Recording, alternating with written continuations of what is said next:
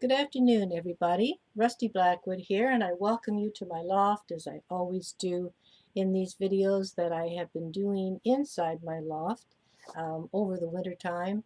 Um, and today is April the 29th.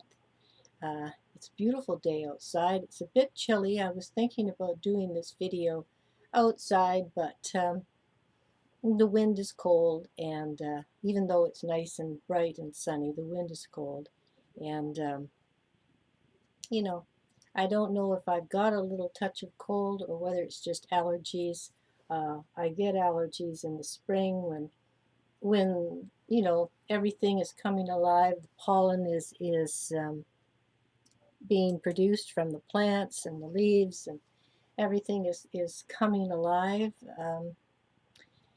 And except for me, it seems, like I get stuffy and my eyes get a little watery, or typical allergy um, signs of allergies, and so I took an allergy pill a little while ago. I hope I can stay awake long enough to do this video. It's not that bad. I mean, I don't take the ones that knock you for a loop, and you're not clear in your mind for a while, while they're working, and that to quiet down all of the um, the things that make you feel like you do when you have allergies. um, anyway, today is also my middle granddaughter Elizabeth's birthday, her 25th birthday, in fact. And I did a nice tribute to her on Facebook um, for today, and if you get a chance, I hope you check it out. I haven't spoken with her. I haven't seen her. Of course, she lives away on her own, and very independent girl, and she has her own life, her own interests, her own thing that she likes to do, and uh, and I hope that she's having a really great birthday today. Um, 25, like I could really call her up and bug her. How does she feel to be a quarter century old? It's just, people talk about age and whatever your age is, and they know, um, they'll either measure it by the number on the scale of 1 to 100, just how far along that scale you are at this point in time. And but 25 is nothing. Like, I'm 72, and and it's a long ways for me to look back to 25 and when I was 25.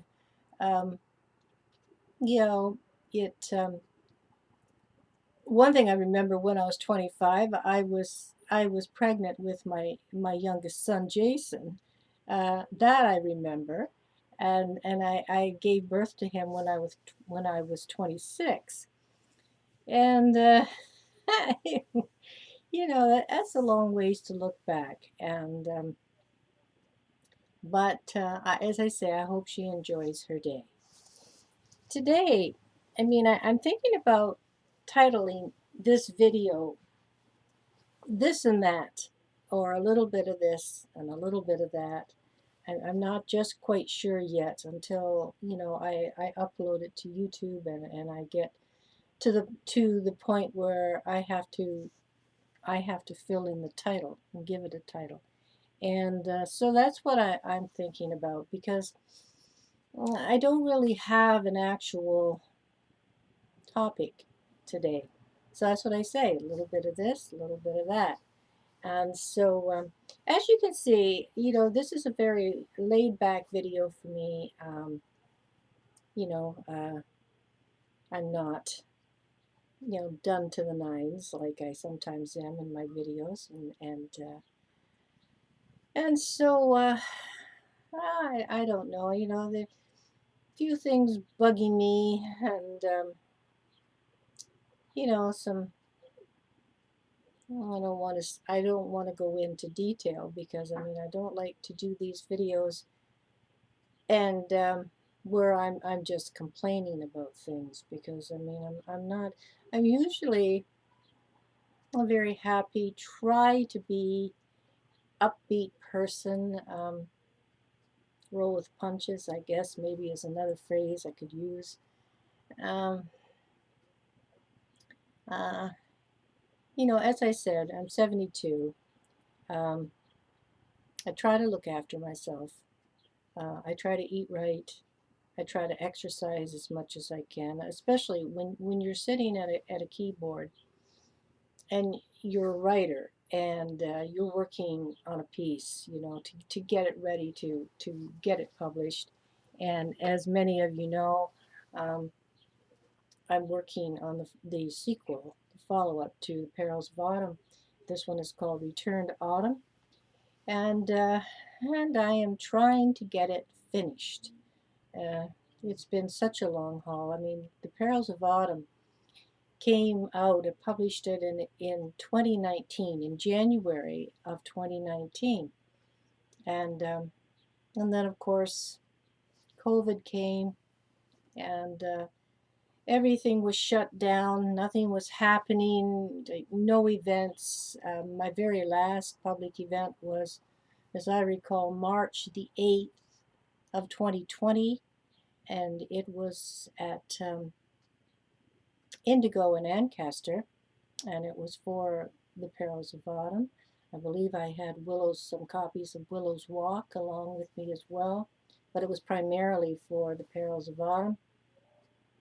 And that was the very last promotion, public promotion, an event that I did. Um, the same, I guess, for all authors, any of the authors that I know here in Niagara that I speak with, and we keep in touch. And as I've said before, if it wasn't for online venues, um, I just really don't know what we would do, because I write for myself primarily, and my own entertainment, and I enjoy the stories that I write, and the scenarios I present, and the world, the make-believe world that I create and immerse my characters into, and myself along with it. And and for the time that I'm working on these pieces, um, I'm immersed in the world that I've created. And and when you do that, when you write and you do that type of thing, um, it's a great escape. It's a great way to get away from reality, in other words, and the stark reality of what's going on in the world, and what's going on in your life. And you just make the best of it. Um, as I say, I'm 72. I'm not 80, a decrepit 80, that has been said by a certain someone running his mouth in he obviously has got his own problems, and I know from my own experiences that can really tick a person off. It can tick you off when things in your life are not what you want, or um, trying to get yourself free of certain things or people that are bringing you down for whatever reason. It can be very, very frustrating. I know, because I have that in my own life. I think everybody has that at some point in their life, maybe some more so than others, and maybe whatever it is that's bugging them is worse than maybe something that's bothering somebody else. I don't know. Everybody has their own coping mechanisms, and some are subtle, the way a person would handle something, and uh, and some, they're right off the meter. The way that they react and the things that they say, and you know, initially not even stopping to think about what you say or what you're going to say before you voice it, because once it's out of your mouth, it's too late. It's been said. It's out there, and you can't take it back. And and words are powerful, and words can hurt and hurt deeply. And you know, I know some of you know who I'm talking about, because I'm not going to name this person. I'm not one to publicly chastise somebody that has done me wrong, um, or at least in my perception has done me wrong, as this person seems to think has been done to them. And but that does not excuse anybody from publicly embarrassing, purposely embarrassing, um, trying to humiliate, trying to belittle, um, trying to publicly chastise somebody for whatever it is you think they did to you. And, you know, yes, I am not a young woman anymore. And I can accept that. I mean, nobody likes it. Nobody likes to look in the mirror and see more lines in their face, maybe not quite as firm a body as they once had. But when everything boils down to like the real nitty gritty, what is that? It's vanity for one thing, and I'm the first to admit that I can be very guilty of that.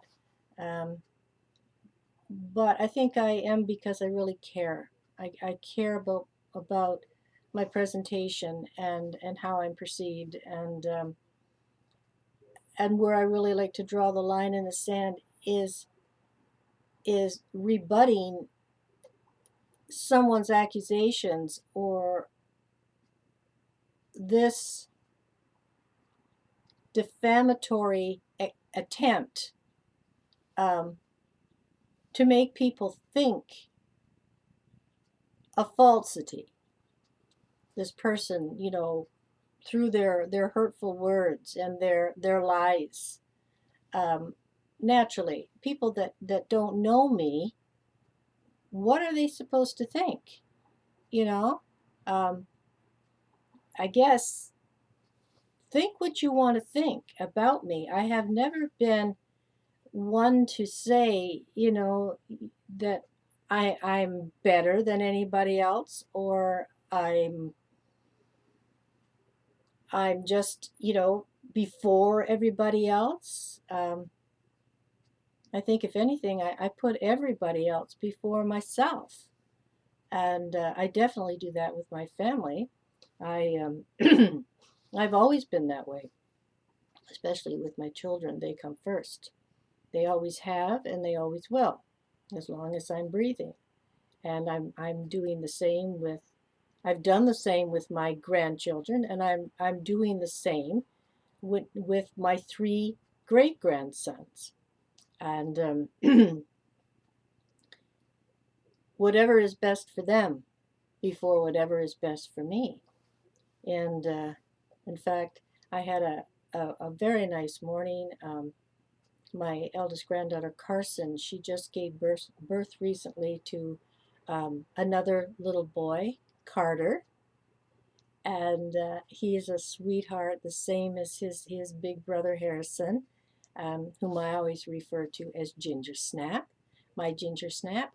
And it was just wonderful. We had time together and cuddling Carter and playing with Harrison and just just enjoying the pleasure that I'm given to be able to have time with my granddaughter and her two sons. And it helps me also to realize how it must have been and how my mother felt when she was experiencing the same thing with my kids, my children, and my brother's children. And then after her grandchildren started having children, her great grandchildren, and so I don't know. Sometimes it takes a while in life to understand certain things in life and why they happen. Um, and hopefully you can draw from those experiences and apply them to whatever you then face in that comes after the fact. Um, I have experienced a lot in my 72 years, and a lot of it has made me who I am today and has made me strong and resilient in ways that maybe there was a time I wouldn't have been able to handle things the way I do now. Um, but as I said, words are powerful. In many ways, I think words are the most powerful tool at a person's disposal. And so many people, when they're rattling off their displeasures and the things that are bothering them, they're so caught up in the moment that they don't realize what it is that they're saying. Um, the, in this video that took place where I heard these things being said, I wasn't the only one. I mean, what was said about me was incorrect, um, and it hurt. It really hurt because to begin with, first and foremost, I never ever thought. I know this person very well, and I never thought that I would ever hear the likes of what came out of his mouth concerning me and what took place between the person voicing this and me. Um, I have lost so much respect that I once had for this person. Um, Not just because of what he nefariously had to say about me, but because he chose a public forum like this podcast to voice it. Um, because as I said, I mean, there is a lot of people that listen to this podcast all the time that they do know me, they know who I am. Some of them know me quite well, and others wouldn't know me if they fell over me. But that's neither here nor there. When somebody is on a rampage, and I don't want to say, because I don't know for sure whether it was a drunken rampage or whether it was just, the need to get it out, whatever, is whatever bug is having to, chew on your rear end or something, and to make you voice these things. But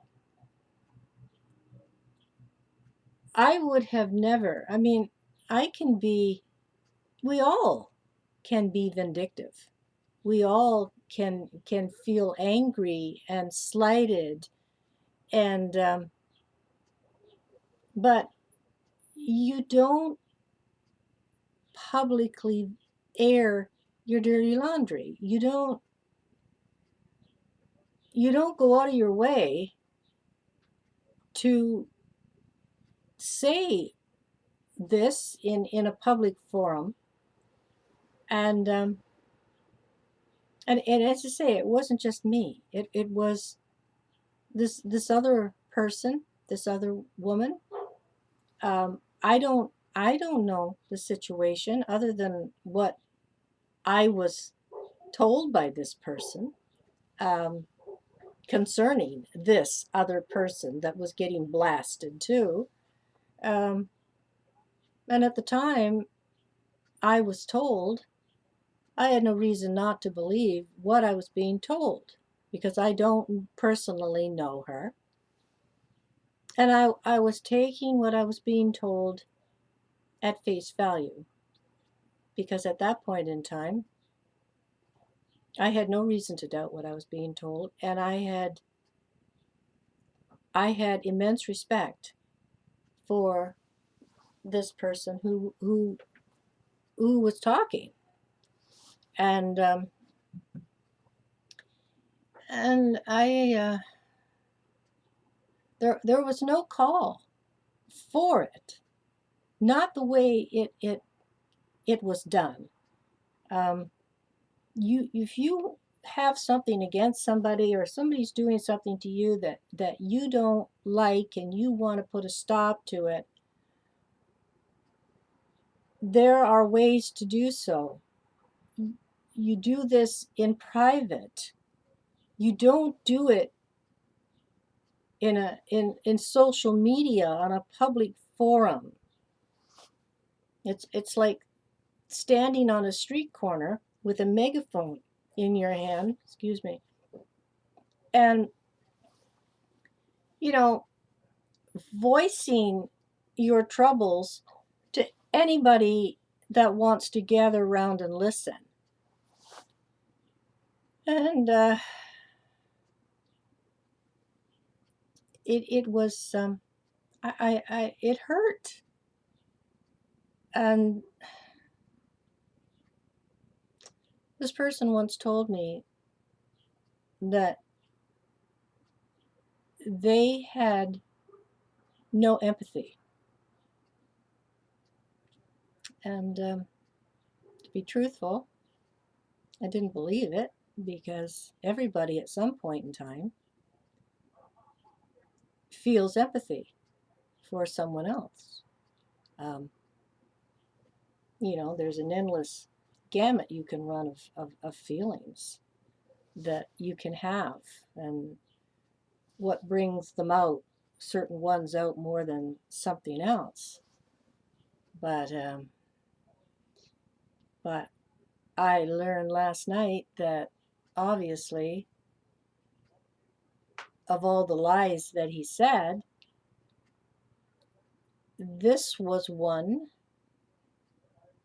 that, what he was saying about what he was talking about, it was, this definitely was a lie. And, and I just,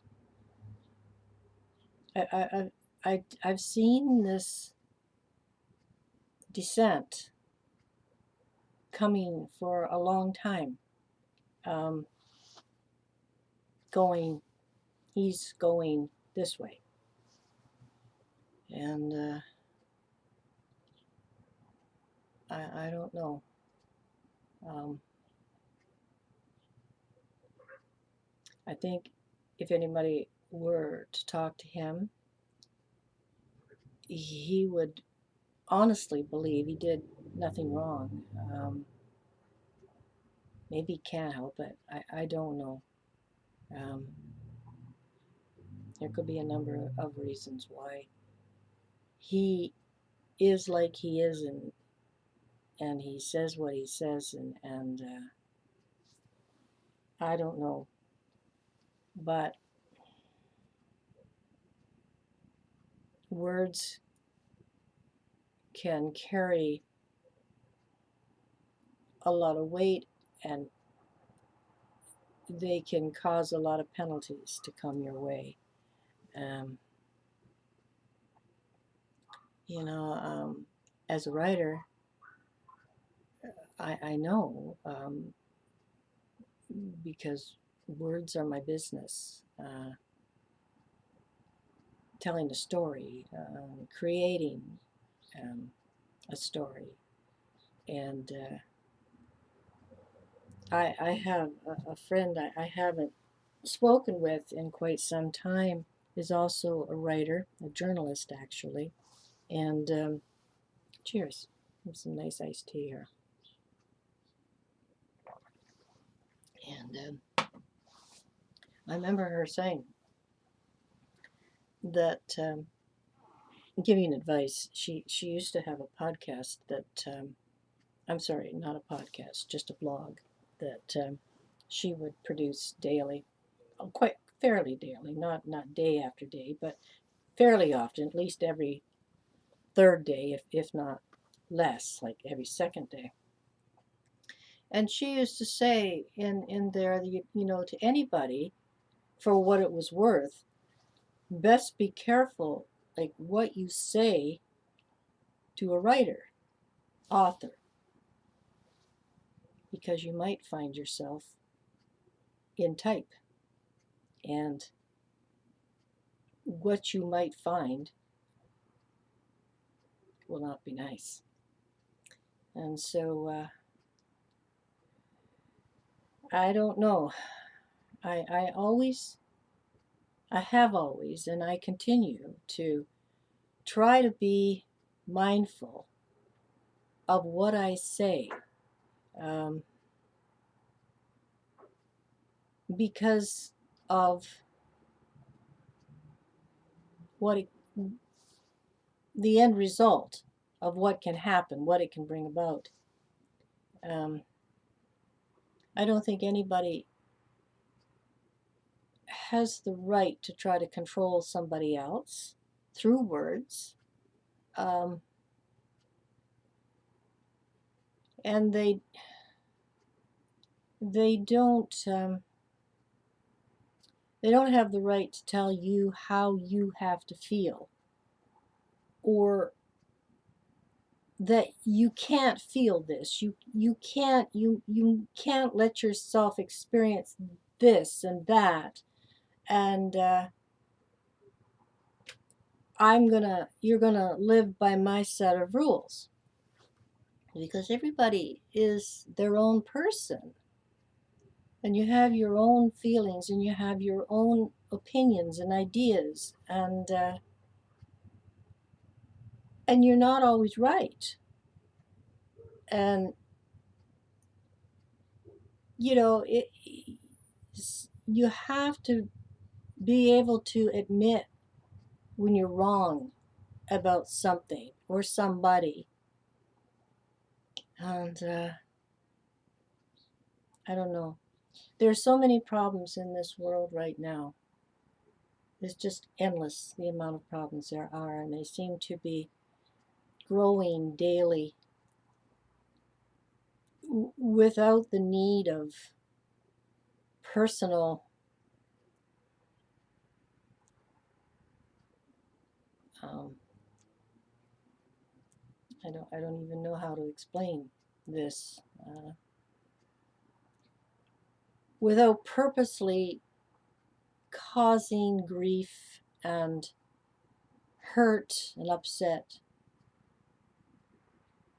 to somebody else simply because they're not they're not dancing to your tune. um, I don't know. I think it's very sad that I feel toward this person now like I do, simply because of the respect I once had, and now I have none. And I can't speak on behalf of this other woman who was getting maligned, because I mean, I wasn't there. I don't know what went on other than his version of what went on. But